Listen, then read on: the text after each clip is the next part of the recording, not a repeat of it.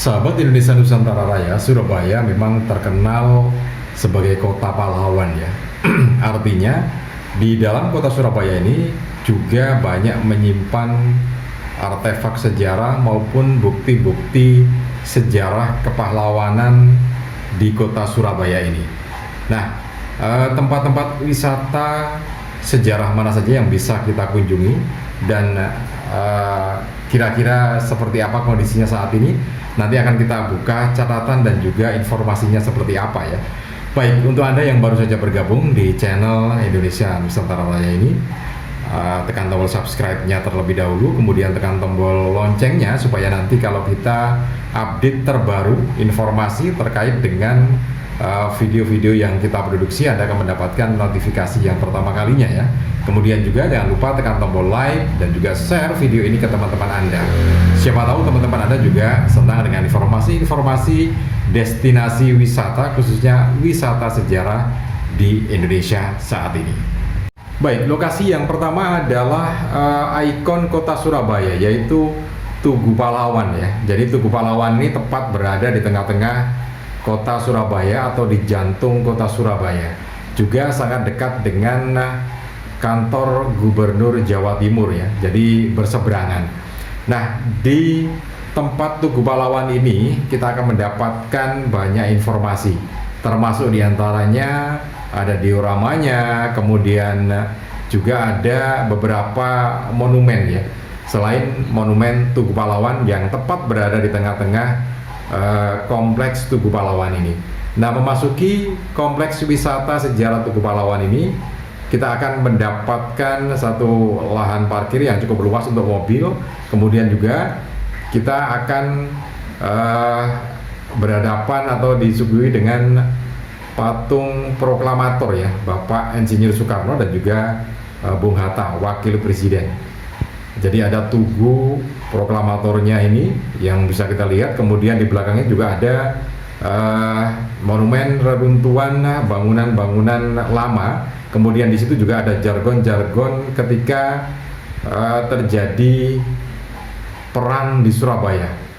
Jadi ada jargon termasuk rawe-rawe rantas, malang-malang putung dan segala semuanya itu ada ditulis di situ ya, dengan konsep yang lama.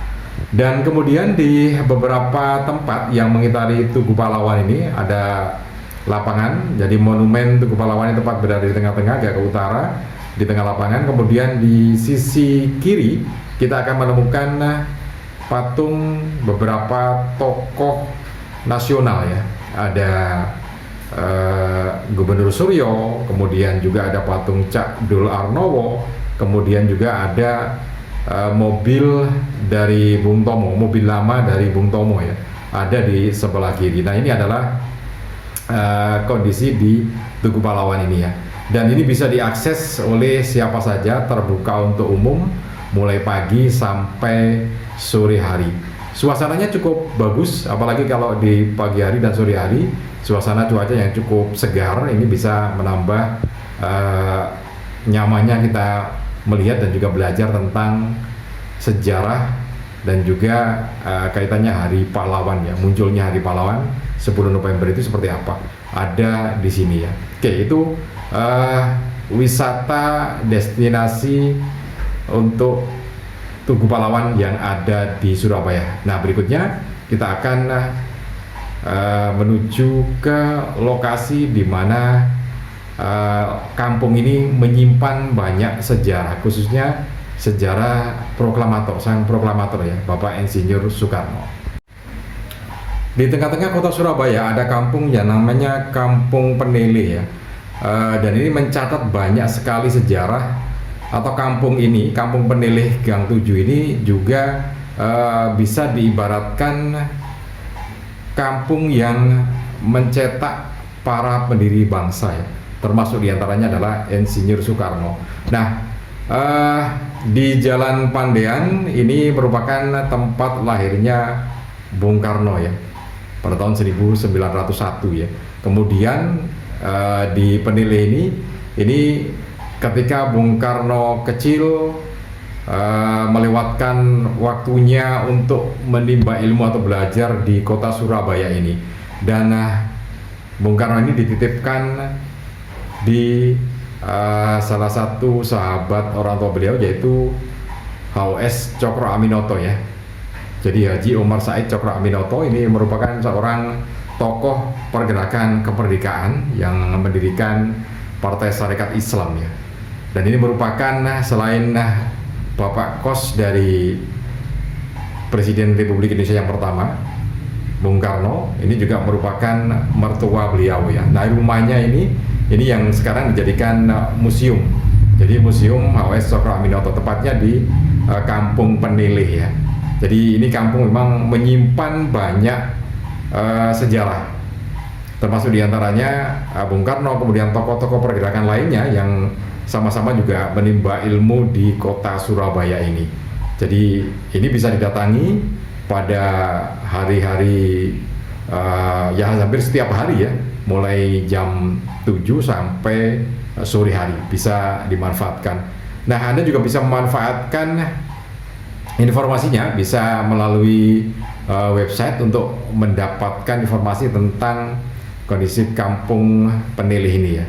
Di sini banyak sekali kampung penilih, kemudian juga ada beberapa lokasinya seperti yang ada di Dena ini ya. Di situ ada sumur Jobong, kemudian juga peninggalan-peninggalan megalitikum. Jadi di salah satu sumur tuanya itu juga didapatkan artefak-artefak megalitikum ya, dan memang usianya sudah cukup tua, masuk dalam situs megalitikum. Jadi kampung ini artinya sejak abad awal, kemudian juga abad pertengahan sampai zaman kemerdekaan juga ikut berkontribusi dalam menciptakan generasi-generasi pendiri bangsa ini.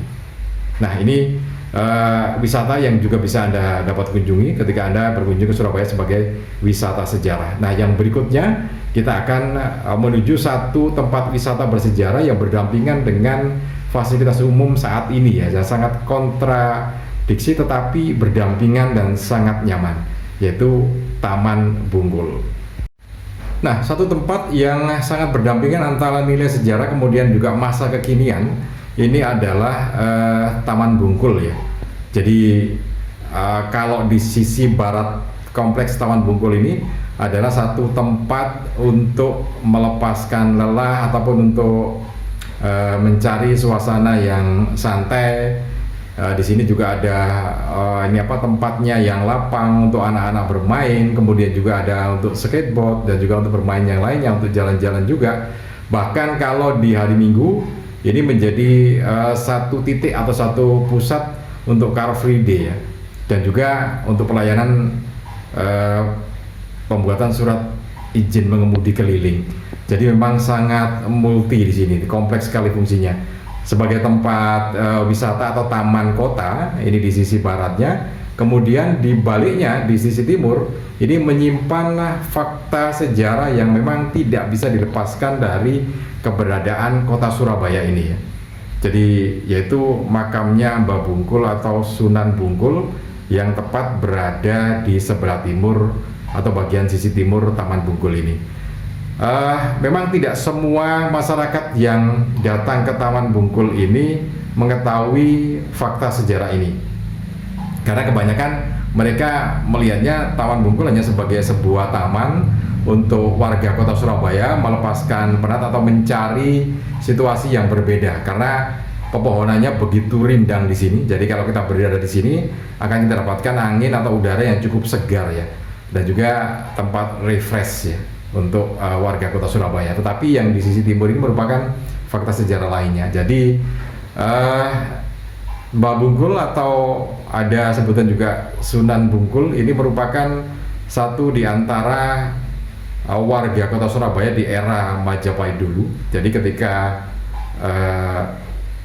Sunan Ampel yang dari Majapahit kemudian akan bermukim di wilayah Ampel Denta saat ini, melintas di sini kemudian bertemu dengan petuah di desa ini ya. Jadi yang dibayangkan Surabaya seperti sekarang ini, tapi Surabaya di era Majapahit adalah sebuah hutan dan juga pemukiman yang masih sangat minim sekali. Nah, disinilah kemudian Mbah Bungkul bertemu dengan Sunan Ampel, menjadi muridnya, kemudian atau hidup di sini, bermukim di sini, melanjutkan ajaran-ajaran yang sudah disampaikan oleh Sunan Ampel, sehingga beliaunya dimakamkan di sini dan menjadi satu tempat atau punjer di sini, sehingga disebut Mbah Bungkul atau Sunan Bungkul ya. Ini satu fakta sejarah. Jadi ini beberapa tempat wisata sejarah yang bisa Anda kunjungi di kota Surabaya selain wisata religi. Nanti akan kita bikinkan video untuk wisata yang ada di Surabaya di tempat-tempat yang lainnya. Salam dan sukses selalu untuk Anda.